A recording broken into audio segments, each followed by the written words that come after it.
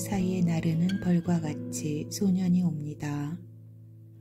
가을바람 쏠 겸 무거운 몸을 이끌고 나가봅니다. 며칠 전에 끝낸 이야기를 내 언어로 옮겨보는 일이 이번엔 좀처럼 쉽지 않다 느끼며 필기 도구를 들고 작심하고 사과밭 딸린 카페로 나가봅니다. 코로나 예방접종으로 몸이 약간 찌푸듯한 것이 오히려 다행이에요.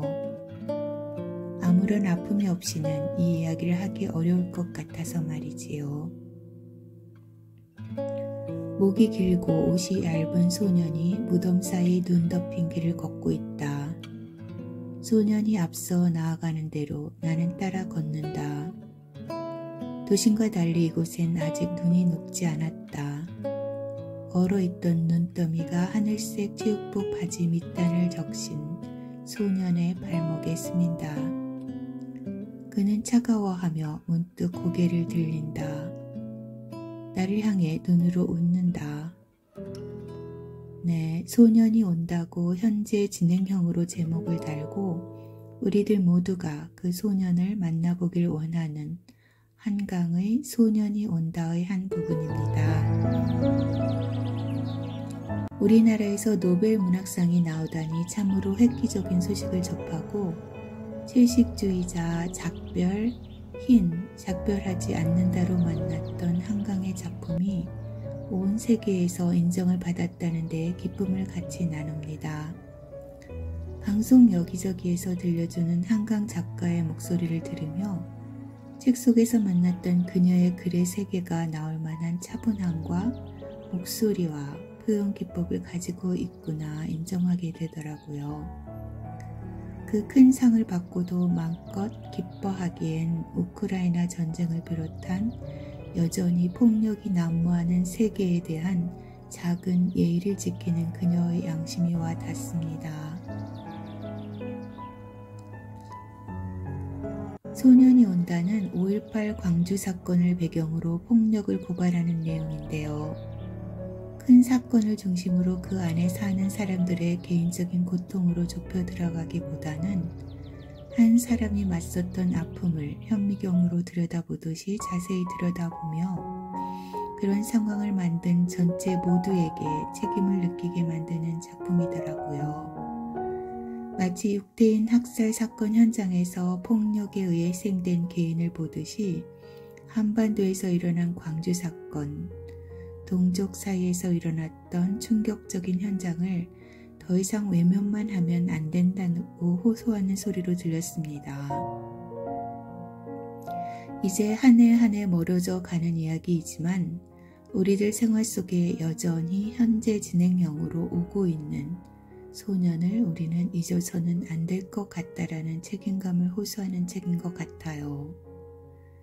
작별하지 않는다에서처럼 남은 우리가 유일하게 할 수 있는 것은 그들을 잊지 않고 현재 속에서 같이 살며 기억해주는 일인 것 같다라는 생각으로 두 소설에서의 외침을 동일시해 봅니다.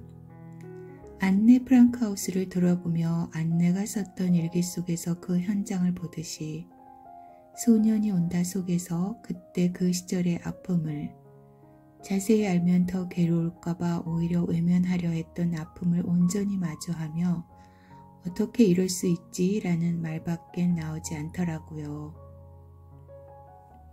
책으로 봐도 이런데 이 책을 쓰기 위해 자료를 직접 조사하고 증언들을 수집하는 과정의 한강 작가는 참 힘들었겠다 생각하며 한 인터뷰에서 사는 것보다 글 쓰는 것이 덜 어렵다라고 답한 그녀의 삶에 대한 시선이 이해가 좀 된다고 할까요? 한강은 아버지의 사진첩에서 그때 그 사건을 보고 같은 곳 같은 시민들 중에서 한쪽은 폭력으로 상처난 사람들에게 헌혈을 하기 위한 줄, 이렇게 한 공간에 두 가지 이유로 줄을 서 있는 그 이유에 대한 질문을 끊임없이 했다고 합니다. 결국 글로 써내는 일을 할 수밖에 없었던 그녀였지요. 중학생 소년 동호는 집에 새들어 살던 사라진 형 정태를 찾기 위해 나서지요. 중학생이면 아직 어린 소년인데 폭력 속에 숨진 시신들을 하얀 천으로 덮으며 양심에 따라 폭력군과 맞서는 사람들 편에 서서 위험을 피해 집으로 돌아오기보다는 그곳에 남아 결국 죽음을 맞게 됩니다. 책 속에서 너, 나라고 불리는 사건 속의 희생자들을 나도 살며시 불러봅니다. 너희들이라고요.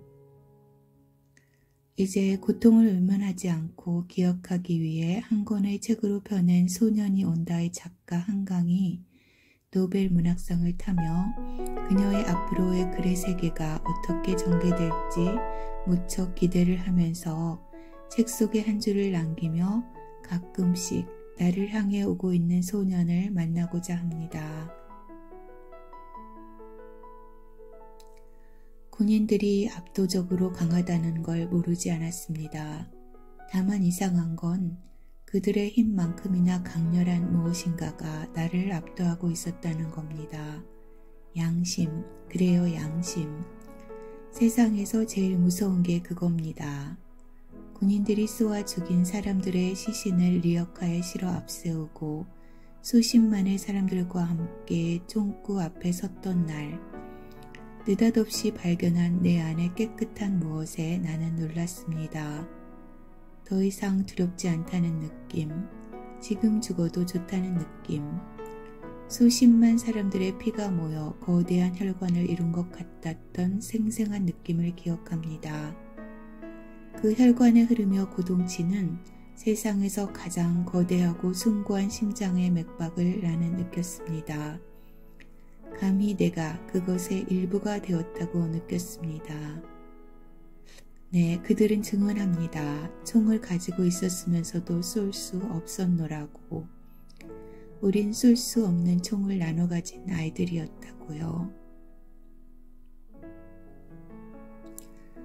어떤 기억은 아물지 않습니다.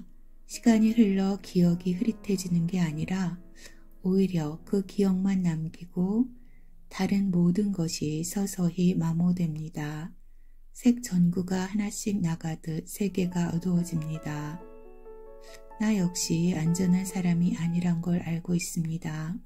이제는 내가 선생에게 묻고 싶습니다. 그러니까 인간은 근본적으로 잔인한 존재인 겁니까? 우리들은 단지 보편적인 경험을 한 것뿐입니까?